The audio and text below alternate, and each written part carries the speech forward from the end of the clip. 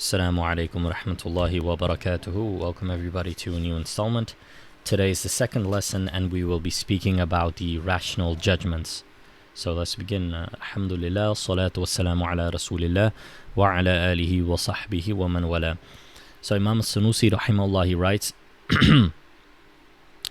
اعلم أن الحكم العقلي ينحصر في ثلاثة أقسام: الوجوب والاستحالة والجواز. فالواجب ما لا يتصور في العقل عدمه والمستحيل ما لا يتصور في العقل وجوده والجائز ما يصح في العقل وجوده وعدمه. So Imam al-Sanusi says, know that the rational judgments are restricted to three types: necessary, impossible, and possible. Necessary is that whose non-existence the mind cannot imagine, reason cannot, the intellect cannot imagine. And mustahil, impossible, is that whose existence the intellect cannot imagine. And jaiz, possible, is that whose existence and non-existence are equally valid in the mind.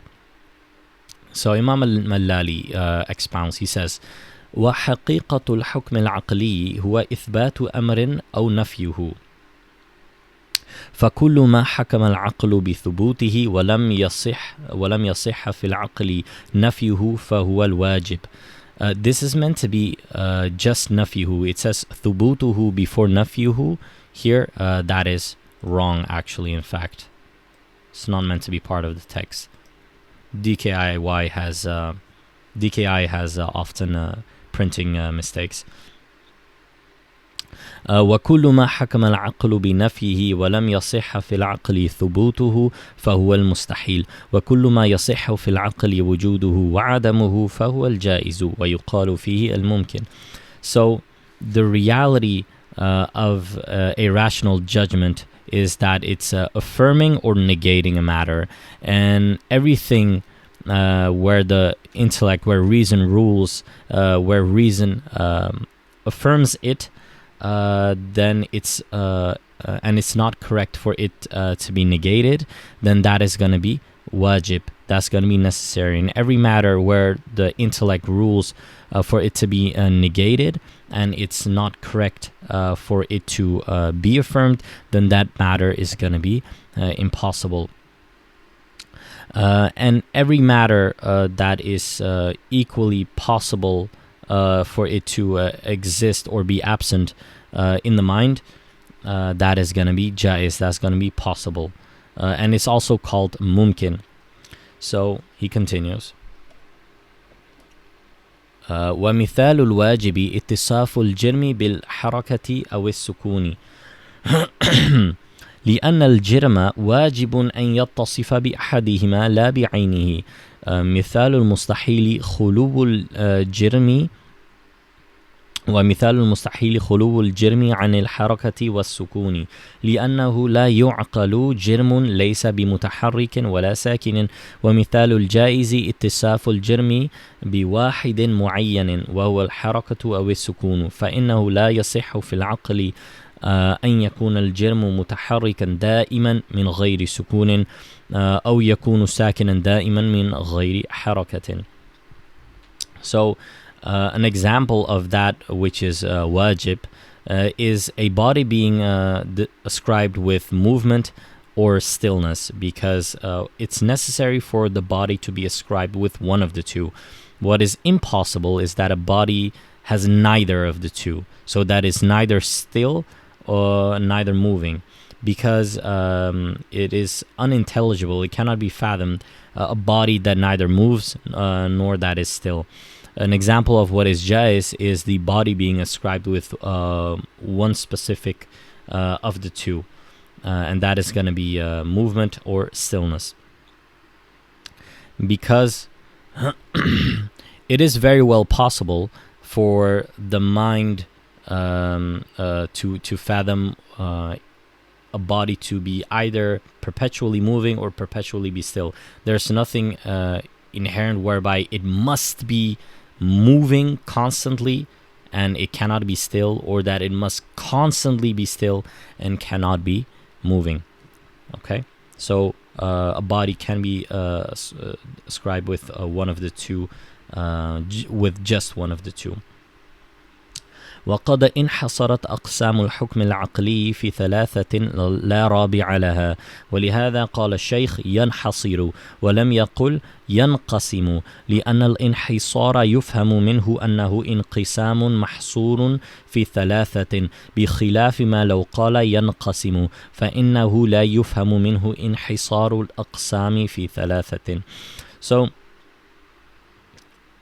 the types of rational judgments, or the categories of the rational judgments, are restricted to three. There's no fourth, and hence the Shaykh had said yanhasiru, it's restricted, limited to, and he didn't say it divides into, because restriction from it's understood that the categories are limited to these three. But if he had said they divide into, it is not the same thing is not per se understood from that it's restricted to these three only. ثم إن كل واحد من هذه الثلاثة ينقسم إلى قسمين، بديهي ونظري, or you could say بديهي ونظري. If you read it as بديهي ونظري, you basically make it the بدل of قسمين. And if you read it بديهي ونظري, you're presuming it says الأول والثاني. خير. فالواجب البديهي ما لا يحتاج إلى تأمل بل يعرف على البديهة، مثاله كون الواحد نصف الاثنين. والواجب النظري كل ما لا يعرف إلا بالنظر والتأمل، مثاله كون الواحد نصف سدس الاثني عشر، فإن هذا لا يعرف على البديهة وإنما يعرف بعد التأمل. ومثال مستحيل البديهي كون الواحد نصف الأربعة، ومثال نظري كون الواحد سدس الاثني عشر. So every one of these three categories can be divided into two further categories, badihi and nadari. Badihi, self-evident, and nadari you could translate as unevident or cognitive. So the wajib, which is badihi, which is self-evident, is that which does not require any reflection or pondering. It's known intuitively. An example of that is 1 being half of 2. Like, this is necessarily so, but it's also easily known. Wajib nadari is that which is not known intuitively, like it requires consideration and reflection. So an example of that would be 1 being half of 1/6 of 12, right? This is not known straight away. This is not known intuitively. It requires some thinking, some consideration. An example of what is mustahil badihi is 1 being half of 4. So it's known that this is obviously not the case. An example of another mustahil nadari is 1 being 1/6 of 12, because that is wrong. But you have to think about it for a little bit for in order for that to kick in. ومثال الجائز البديهي كون الجسم أبيض مثلا، ومثال النظري تمني الإنسان الموت مثلا، فإن هذا لا يعرف على البديهة وإنما يعرف بعد التأمل. وهذا في حق أهل العافية الذين لم يذوقوا المصائب التي هي أشد من الموت، ولا عرفوا المحن بالفكرة والتوهم، فهم يتوهمون على البديهة أنه محال أن يتمنى العاقل الموت لنفسه. فإذا فكروا في المحن عرفوا أن هناك ما هو أشد من الموت، فحينئذ يحكمون أن تمني العاقل الموت لنفسه ليس بواجب ولا مستحيل، بل يصح وجوده إن خاف من المصائب ما هو أشد منه، أو اشتاق أو رجا شيئا عظيما لا يحصل له إلا بالله. وأما غير أهل العافية من أهل الخوف والرجاء فإن تمني الموت عندهم جائز على البديهة لا يحتاج إلى تأمل. Right. So an example of what is jaiz badihi is a body being white, for example. An example of jaiz nadari is a person desiring death, longing for death. This is not known intuitively or understood straight off the bat. It requires some pondering. It requires pondering for those people who have good health and don't really experience many misfortunes or hardships in life that are worse than death, right? Nor have they experienced trials, or can they imagine this, how bad that would be. They think that they intuitively would think that it is impossible that a sane, rational person would desire death for himself. But if they ponder a little bit regarding trials and tribulations that people face, they'll recognize and come to know that there are things that are worse than death. And then they will judge appropriately that that the desire of a sane, rational person for his own death is in fact not necessary, of course, but neither impossible. Rather, it's possible if he fears those misfortunes, those hardships, which are worse than death. Or perhaps these people who desire death, they are yearning for or hoping for something great, right? Something magnificent that cannot be achieved except from Allah. But as for people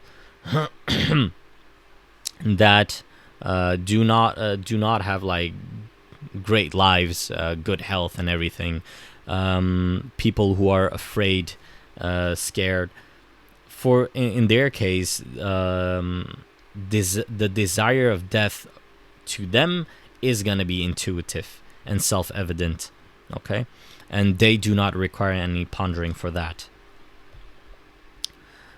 Okay, so what we get to so far, I just want to pull it up on the screen. What we get is this, right? So we have rational judgments, and they're restricted to necessary and possible, and then you got each one of them can be badihi and nadari, can be self-evident or unevident.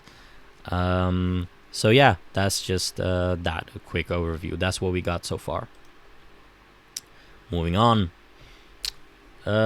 ثم إن معرفة هذه الثلاثة في حق الله وفي حق رسله عليهم الصلاة والسلام هي الإيمان الذي كلفنا به.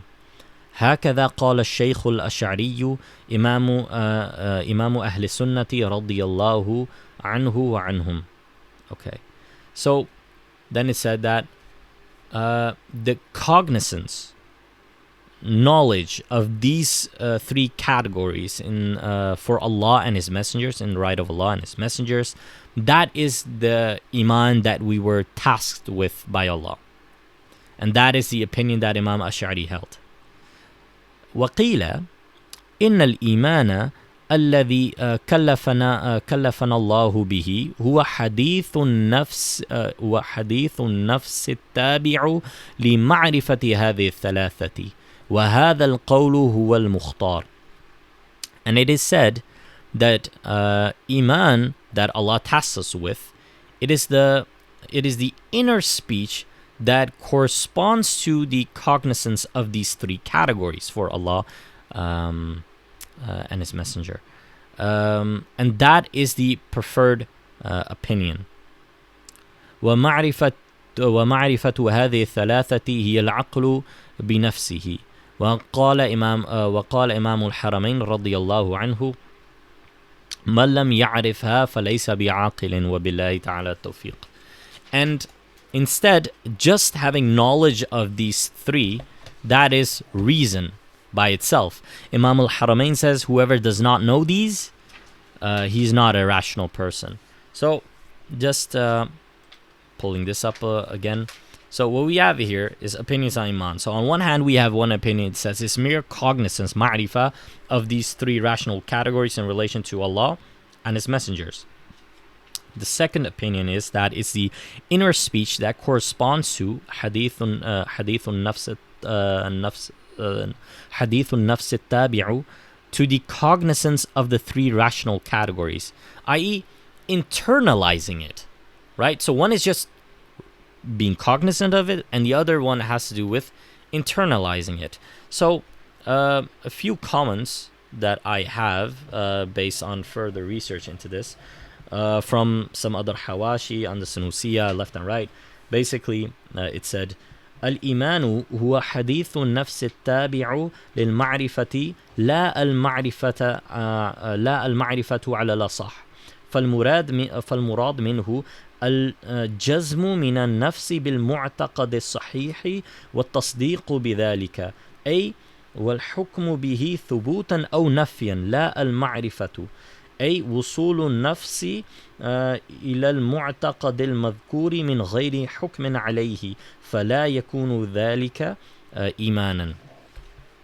Okay, so just a translation of that, I've noted that here.